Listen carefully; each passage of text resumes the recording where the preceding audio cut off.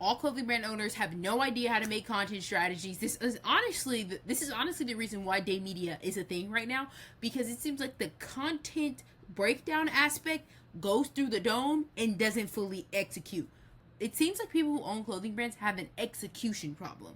And the execution problem comes down to not knowing your content equation. This is my series for all of Vlogmas to teach you basically how to control and puppeteer an audience. And it's really, the base of it starts with you absolutely niching down and also understanding how you set up a content strategy. Get your pen and paper out with this one, because I'm going to break down a content strategy and you guys could just come in and warp it how you want to do yours. I'm going to do Vlogmas all the way to the end of the month. You're welcome.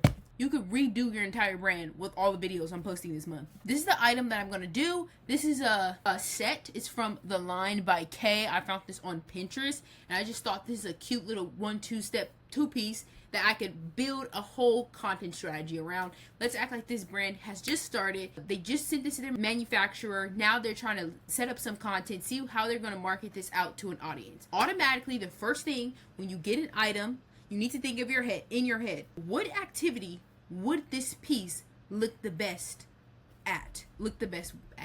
Okay, Sunday. Look the best with. What activity would this piece thrive in, basically? Think activity. I don't want you to think aesthetics. Don't think aesthetics yet. Don't think nothing like that. When I mean look at the item, the color, the way it lays on the body. People who have clothing brands need to be the brain rot head honcho of their company. Meaning, you need to go on socials, you need to scroll, you need to see what's right, you need to see what the fuck is happening. Automatically, when I saw this, I said girl dinner, right? Girl dinner, but to really put an emphasis on it, right now, having a dirty martini and making it look really fucked up and crazy in the inside is on. People love looking at those videos. It's literally saying, I want my martini to look like a petri dish with like all the germs in it. It's a thing right now, and it's a super sub niche. It's super little on the big ass platform TikTok and Instagram. All the products it takes to make a martini, you could anchor great, you could collab great. All the great things you need for a good content strategy can be done with this girl dinner ... martini edition, right? So the activity is a girl dinner, but before the girl dinner, we're gonna make our drinks for the night out. Once you think of the activity, you're gonna go online and find that sub activity as well. So I said girl dinner. The sub activity is making and creating dirty martinis. That's what they're gonna do before they go to girl dinner, which is at like this full restaurant and a whole vibe. And obviously you could film there as well if you were doing a content strategy. So I said super dirty martinis, Caesar salads, and a talk. I added Caesar salads because that's something that's in the girl dinner, and a talk. What do y'all talk about? You're probably going to gossip about something, or not even gossip, probably show each other new pieces, anything like that, to just, combine it together in. That's how I would do it. I would go girl dinner, figure out something that's sub niche of the big activity, and then break it down. Dirty martinis, Caesar salads, and a talk. And also, you might think like Caesar salads is random. For a girl dinner, it's not random. A part of a girl dinner is getting like that espresso martini, a dirty martini with some french fries, Parmesan fries, and a Caesar salad. It comes all together. This may come off like, girl, what the fuck are you talking about? But little mini things like that make somebody feel connected, because that's how they live their life. That is one of their activities that they do. And they might order this exact thing off the menu, especially if you're showing the before and after and during the girl dinner. They're going to be like, oh yeah, this is definitely me, and I love this two-piece this girl has on. How do I get this two-piece? And also, how did she make this martini with her friends before she went to girl dinner? What was the martini? What glass was that martini in? What products did she use? Oh my gosh, guys, they're going to send the video to their friend. Let's make some martinis before we go out, blah, blah, blah. It's a whole fucking thing. The main meat of a content strategy should be engagement and activity. How do you fuse those together to make a strategy that makes someone want to buy the piece you have and go do the same exact or similar thing that you showed them in the content? That's what a really good content strategy holds. So I'm going to show you guys this video right here. So basically she's talking about the dirty martini. She's giving a review on it. She's talking about what's in it, how crazy it looks. Look at this video. basically what I just said, but imagine it's the girl and her friends in a set behind making this. People are gonna be like, oh my gosh, so cool. Look, yummy. Oh my gosh, yummy. It's ASAD. It's basically salad, girl dinner, stuff like that, right? So you want to read the comments definitely when you looking at your sub niche activity. So you want to look at the copy and those captions and those hashtags. You really want to look at all those things to see how you can come up with a bigger and larger literal fucking word bank for all your content. Like, if you could have a really good word bank breaking down everything that you're talking about, that is perfect. Research based on Anchor. Like I said earlier, you want to have a word bank. Making extra dirty martinis for the girls, girl dinner, martinis, olive, french fries, how to have girl dinner. Again, you want to break down a really good word bank that it's super easy for you to flow and make all the video content with a good copy on top, you know? Chris Hine, obviously you guys know I'm obsessed with Chris Hine. And then this other girl did a martini and it had like oysters in it. I just thought these videos were good to kind of look at and get some ideas on how to make content for, let's say, this brand. So making filthy ass martinis. Basically, this is how the content creators are showing how they're making the martinis. What do they look like when they're making the martinis? How are they having girl dinner? Words that they use again with the word bank. This is making filthy ass martinis with us. I think that's really good copy that people would just be attracted to because they're like, filthy, what are you talking about? And then it just puts people onto who have never had a martini that dirty before. But you guys see also with the big girl dinner niche that I also have the mini one, and the mini one doing something as big as just saying girl dinner. That's a little too broad. You want to do girl dinner and niche it the fuck down. What's one thing in that big activity you have that people talk about a lot? So now this is the part where you want to curate the content to your brand.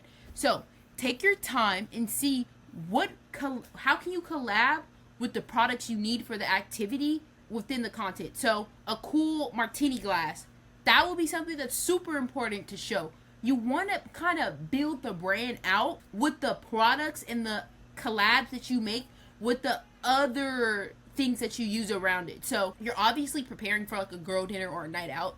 So you're probably gonna have a cool bag. You're probably gonna have a cool jewelry. Imagine picking up the martini glass, having the jewelry on your hand. You want it to be super fucking eye-catching just so you could show it on socials, right? If I had to use that set that I showed earlier, I would definitely keep it open and have like a whole bunch of jewelry flowing so it could come together and create a vibe. Okay guys, I have to film the rest of this through the microphone because my computer decided to be weird. Like I was saying, the fit part. You definitely want all of the girls and boys, whatever the model setup you're gonna have, you definitely want all of them to look the part.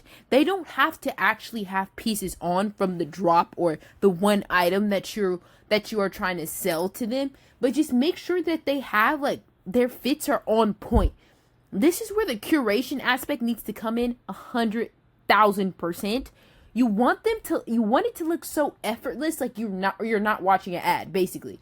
Because organic marketing is technically just ads, but you're communicating in a way where it feels seamless, timeless, all the above, right? So make sure that everyone in the videos, photos, they look the part. Because sometimes clothing brand owners will have models and they won't style the models surrounding them. They'll just style the fucking main model, which does not make sense, and it takes away from the vibe of the brand. So make sure that you're creating a whole curated vibe for the content each time you film. So if you were to do it in a kitchen and you know your kitchen may not look the most aesthetic, I definitely would think about renting out a Peerspace or Airbnb or something like that to push the vibe of the brand even more. Sometimes you have to lie and do a little facade for things to go forward and for you to get that push that you want to.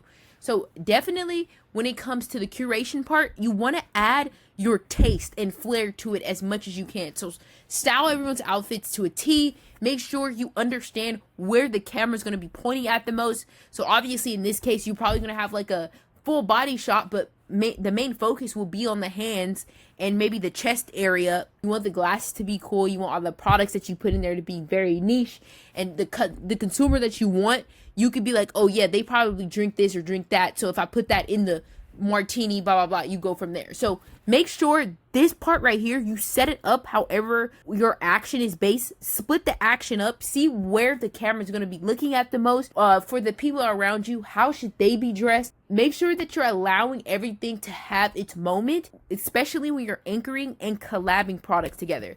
My next thing, I just made a mood board, and I do suggest making a mood board if you can. So I basically named this one Filthy Girl Dinner. I think that would be a great way to drop that two-piece that I showed you guys earlier. Browns, a lot of beiges. They're out and about throughout the day. They maybe like that 90s supermodel New York vibe. You just call it Filthy Girl Dinner. And I do suggest making a mood board like this for content or pieces that you may want to get. Adding and collabing and anchoring with other brands literally takes the edge off of you. I'm telling you that 100%. I'm going to be 100% honest. A lot of people say, what if I don't have money to do X, Y, and Z? Sometimes anchoring doesn't have to be completely based on products. And I've told you guys this. It could be ideas, sayings like Filthy Girl Dinner. It could be you pushing different smaller products that are not as expensive if that's the issue, you know? So make sure that when I say anchor and collab, you're not just thinking product, think ideas as well. Filthy Girl Dinner is like an idea. That's something that can anchor somebody because people know what girl dinner is. They're going to be like, what's filthy? The martinis are filthy. Maybe you guys are, the friend group is a little bit more vulgar. You know, all of that combined together, people are going to fuck with that vibe. Making content strategies for socials is literally, that's the test. Can you create a vibe? Are you a curator? Can you curate a vibe for someone to think like, oh my gosh, this is what I want to do when I get this two-piece or this hoodie or these socks from this brand? Like I put here, concept 90s New York City, cocktails with friends after work on a Friday night, dressed in Gucci fall winter 1995. Super on point for the consumer. And this is hard to do if you don't have an equation for your brand. That's all I'm going to say. That's what the Day Media Masterclass is about 2.0. Again, let me know if you guys need help with this. The masterclass is coming. You'll get your help you need. And I'll see you guys tomorrow.